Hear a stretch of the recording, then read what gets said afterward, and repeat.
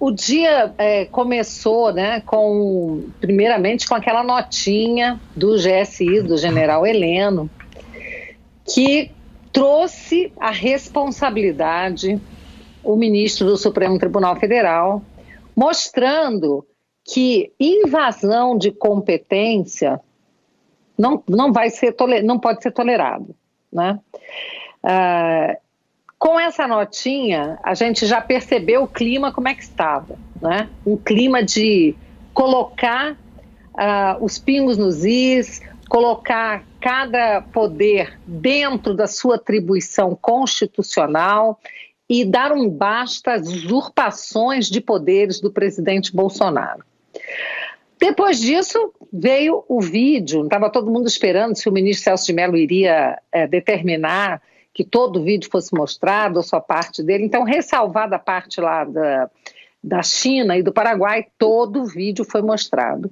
E aí, nós ficamos muito satisfeitos com o resultado, porque o que nós pudemos assistir, o que o Brasil inteiro assistiu, foi um presidente da República que, entre quatro paredes com seus ministros, é exatamente a mesma pessoa que ele é em público, que ele mostrou durante a sua campanha as mesmas preocupações, a preocupação com o povo, a preocupação com a defesa, com a legítima defesa do povo, a preocupação com as liberdades individuais. Então, nós ficamos muito felizes porque ali ele não estava fazendo discurso, não era discurso eleitoreiro, ali era o presidente, a vida como ela é. O presidente cobrando dos ministros também que eles saiam mais em campo na defesa dos valores que foram sempre tão defendidos pelo presidente, como a vida, a liberdade, a honra, a democracia. Imagina onde é que a gente já viu isso, um presidente dizer que quer que o seu povo possa, inclusive, se armar para se defender do próprio Estado, para se defender de um eventual ditador. Então, isso me fez lembrar a segunda emenda da Constituição Americana, que garante a posse de armas, e ali a fundamentação não é contra um bandido, alguém que queira violar, né, a vida, ameaçar a vida de alguém. É também, mas principalmente contra um Estado que seja totalitário e abusivo. Deputada, como é que a senhora avalia, né, nessa questão do vídeo que foi divulgado, né? Era uma reunião ministerial cujo tema era para passar pelos ministérios a respeito do coronavírus, né? A senhora acredita que com o que o Sérgio Moro, né, disse que ali poderia haver a interferência do presidente, enfim, a reunião saiu desse foco? Quando fala especificamente dessa questão, quando o presidente fala de que não vai esperar que destruam a família dele, etc., esse que era o ponto que o ministro havia falado. A senhora acha que no teor do vídeo é irrelevante? Não há...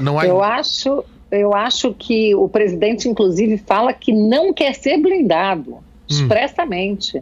Não quer ser blindado, o que ele não quer é ser perseguido.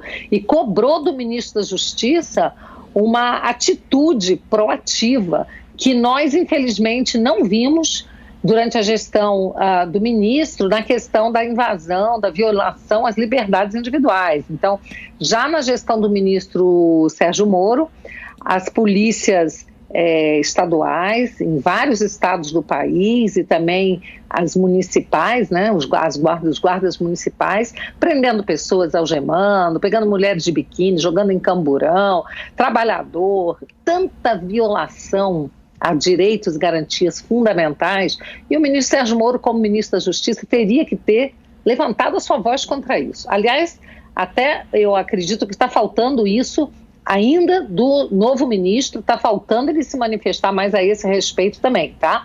Porque o que nós queremos é a preservação da legalidade, dos direitos, das garantias, e se houver a necessidade de que as pessoas fiquem em casa, não possam sair, e que isso seja feito de acordo com o que determina a Constituição, ou seja, somente o presidente da República pode decretar estado de defesa ou estado de sítio com a anuência do Congresso Nacional, única hipótese em que se permite a mitigação de direitos fundamentais. Tudo que está acontecendo no Brasil, essas violações são ilegais, inconstitucionais e, infelizmente, o Supremo Tribunal Federal está dando a isso.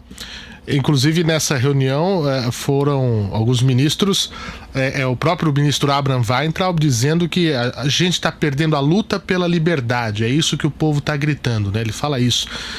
Por mim, botava esses vagabundos todos na cadeia, começando no STF. Não é uma fala pesada, deputada, quando a gente fala da independência dos poderes? Olha, é uma fala pesada, sim, é uma fala pesada, mas é uma fala que você vê pela reação do povo, que é o que o povo quer dizer, né? O povo gostou de ouvir. Mas tem um detalhe, o ministro não convocou uma coletiva para dizer isso. Isso foi falado entre quatro paredes. Nunca se imaginou que essa reunião fosse ser exposta, jamais em tempo algum. Eu não conheço outro país no mundo que tenha tido uma reunião do presidente com o seu ministério, com os seus ministros, que tenha sido exposta. Isso é uma outra grande violação a questões de segurança nacional, a privacidade dessas pessoas, porque ali é uma reunião a portas fechadas. É como você está com a sua família, seu marido, sua mulher, seu pai, sua mãe, você à vontade, você fala coisas que você não falaria na frente de outras pessoas. Então eu fiquei realmente assim, muito chocada com a atitude do ministro do Supremo Tribunal Federal, que, primeiro, que deferiu, né, a solicitação desse vídeo e que expôs esse vídeo à nação. Isso é uma coisa assim, que eu não gostaria que fosse repetida, porque é um precedente extremamente perigoso. O pessoal vai participando aqui, inclusive, no nosso chat do YouTube. Pode enviar a sua pergunta que eu retransmito à deputada, né, que está aqui conosco 1h18 ao vivo na programação da Jovem Pan. Pode perguntar. Inclusive, deputada, tem gente aqui que achou ruim, né? Por exemplo, o Sérgio Ito, ele diz que hoje é um dia, a senhora disse que é um dia para comemorar, mas ele pergunta, é para comemorar um dia quando nós chegamos a 21 mortos no Brasil por conta do coronavírus? Eu estou falando do ataque ao presidente Bolsonaro, eu não estava falando da questão do coronavírus. Sim, nós temos que comemorar isso, porque essa violação, ela é grave, tá? E violações a direitos fundamentais são graves, assim como o vírus é grave. O vírus da corrupção é grave, o vírus do totalitarismo é grave. Não é só o vírus do coronavírus que é grave, não. Existem muitos vírus para os quais a gente precisa se preparar e dos quais a gente precisa se defender. Agora, deputada, a senhora diz aí, né, que essa era uma reunião fechada, né, do presidente Bolsonaro com o seu ministério, e acabou sendo divulgado depois que deu toda essa questão envolvendo desde o pedido de demissão do ex-ministro Sérgio Moro. Perguntei isso ao deputado Coronel Tadeu, pergunto a senhora acha que a partir de agora, diante disso, o presidente Jair Bolsonaro passará a se policiar mais na forma como fala, ou que ele deveria fazer isso? Deus me livre e guarde. O presidente não pode mudar, porque nós não podemos nos tornar escravos do politicamente correto. Querem colocar uma prisão em nossa mente, em nossa consciência, nas nossas palavras. O presidente, ele tem que ter a liberdade de falar com os seus ministros da forma como ele é. Quando você tem um ministro quando a gente tinha um presidente como o presidente Temer, que gostava de usar mesóclises, gostava de usar uma linguagem mais rebuscada, seria muito ruim se ele fosse censurado por isso.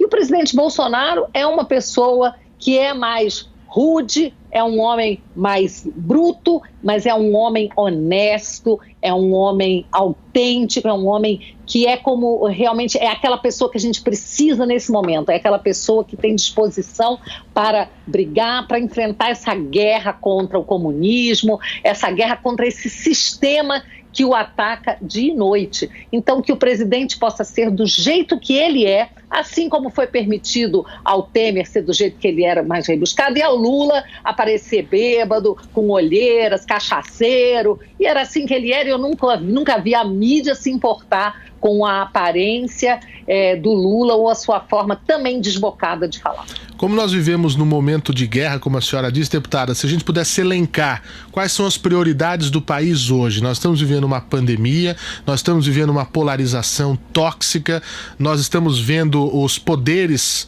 se digladiando, não está havendo muito diálogo entre governadores, prefeitos e o governo federal. Aí o STF diz que os governadores e os prefeitos podem fazer o que bem quiser. Qual seria uma lista de prioridades para a gente não deixar de parar a agenda do Brasil?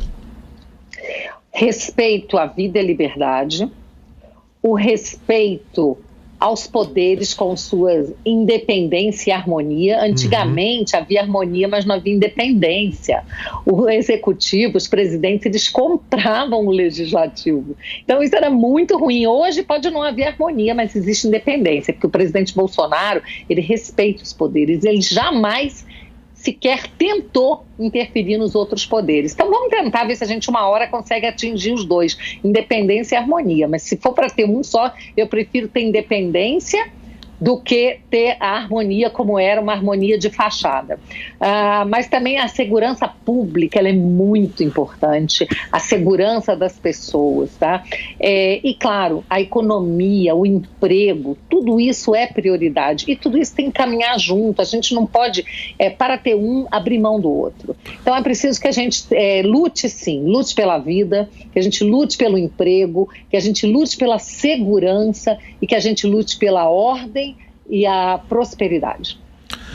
Deputada, em relação à questão do celular, né, que ficou, o presidente falou aqui na Jovem Pan com exclusividade, né, no programa Os Pingos nos Is, que ele não é um rato, não vai entregar o celular, e lembrou inclusive do celular do advogado de Adélio Bispo. O presidente deve entregar o celular se for incitado a isso? De forma alguma, de forma alguma. Isso é outra violação. Nós precisamos dar fim a esse tipo de usurpação, e as pessoas precisam compreender que nós temos uma Constituição. E eu, como parlamentar, me incomoda muito ver outros parlamentares, colegas meus, que defendem que o Supremo Tribunal Federal ele teria como se ele tivesse uma superioridade hierárquica com relação aos outros poderes. O presidente não pode falar do legislativo, o presidente não pode falar do Supremo, mas o Supremo pode fazer o que quiser, atacar o presidente. Não pode, não pode. Os poderes têm que se respeitar, as instituições precisam se respeitar.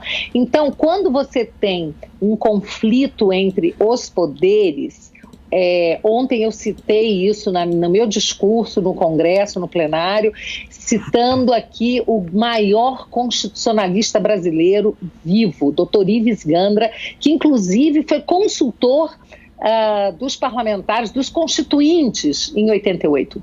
E ele disse o seguinte: quando há um conflito, existe um poder moderador, que são as Forças Armadas. Então é preciso, quando o general Heleno fez aquele alerta, o que ele está dizendo é o seguinte: nós não vamos tolerar o Supremo invadindo a nossa competência. E eu espero que esse alerta tenha servido para que os ministros voltem a ocupar o espaço que a Constituição lhes reservou, que é um espaço muito honroso, né? A Suprema Corte, ela é uma instituição honrada. Nenhuma democracia sobrevive sem um Supremo que seja respeitado, assim como não sobrevive sem um parlamento que seja respeitado e um executivo que seja respeitado. Mas a instituição ela é respeitada de acordo com as pessoas que ocupam, né, aquelas instituições e que se dão ao respeito, cumprindo as atribuições constitucionais. Para finalizar, deputada, e já agradecendo, essa semana houve o episódio da máscara que a senhora usou no plenário, né? Com as inscrições e daí a frase dita pelo presidente. Muita gente disse que era um símbolo de descaso que a senhora estava fazendo. Como é que ficou essa situação? A senhora se arrepende de ter usado isso? Ou já houve pedidos de pessoas querendo replicar a sua máscara? O que a senhora tem para falar desse evento, dessa situação? Eu agradeço você fazer essa pergunta, que me dá uma oportunidade de esclarecer. Claro. Realmente, eu fiz um vídeo, eu gravei um vídeo baseado num texto que eu recebi, que eu achei fantástico. E esse texto, ele vai falando, ele começa: e daí se o governador do Amazonas comprou 15 milhões de respiradores numa loja de vinho superfaturado? E daí se o governador do Rio de Janeiro comprou... agora eu não estou lembrando exatamente, estou citando aqui, tá? Mais ou menos, comprou, digamos, respiradores que não funcionam, e daí isso, e daí aquilo, vai falando, e daí se mulheres são presas e algemadas, e daí se no final tudo que importa, a única coisa que importa é derrubar o presidente. Então, esse vídeo, ele realmente bombou nas redes de uma forma, é aquela coisa que a gente fala que viralizou. E aí um eleitor meu levou no domingo, na manifestação, essa máscara para mim de presente. E foi impressionante que várias pessoas que estavam ali pediram a máscara, ele distribuiu para várias pessoas, e eu fui ao Congresso com essa máscara. Eu tenho vários modelos, que eu ganho muitos modelos de máscara, deixo o presidente trabalhar, tem outro que é simplesmente verde e amarelo. Então, essa máscara, a foto é a capa do meu vídeo, né? Como esse vídeo viralizou muito, né? Eu acredito que tenha sido muita má fé por parte das pessoas que disseram que era algum descaso. E eu, assim como eu atribuo a má fé, dizer que o presidente da República trata com descaso a vida das pessoas. Não é verdade. Ele é a pessoa que mais está lutando para salvar vidas, lutando inclusive pelo remédio, hidroxicloroquina, para que chegue até o pobre que precisa do SUS, porque as pessoas que têm condições, que têm dinheiro, pagam o médico particular, o convênio, desde o primeiro dia do sintoma ela já recebe hidroxicloroquina. A minha irmã teve Covid e ela recebeu hidroxicloroquina, mas a pessoa pobre que depende do SUS não podia receber hidroxicloroquina, sabe por quê? Porque o protocolo do SUS não permitia. E o presidente, ele dá tanto valor à vida das pessoas que 2 ministros da saúde foram embora. 2 ministros saíram porque não quiseram mudar o protocolo. Agora, o protocolo já foi mudado e todo brasileiro, ele pode ficar tranquilo que se ele for acometido do Covid-19, ele terá acesso ao remédio que está salvando vidas. Muito bem, nós conversamos aqui com Bia Kicis, que é a deputada do PSL do Distrito Federal, ela que foi procuradora do Distrito Federal durante muitos anos, entende bastante do judiciário, entende bastante de lei, está aqui dando o seu depoimento sobre esse dia, um dia que mexeu, né, com as estruturas políticas do país, um dia de muita repercussão. Mais uma vez, 1h28 da manhã, deputada, muito obrigado pela gentileza em nos receber. Estamos sempre aqui de portas abertas para debater os assuntos do Brasil. Eu agradeço por essa oportunidade, deixo um abraço aí para todos aqueles que estão nos ouvindo, vamos descansar, não é? E nós temos muito pela frente, nós temos que continuar conquistando as nossas liberdades, nossos direitos, não podemos abrir mão dos nossos direitos e, se for para mitigar qualquer um deles, na forma da Constituição apenas, e não violando, inclusive, a Constituição, como tem sido feito pelo Brasil afora.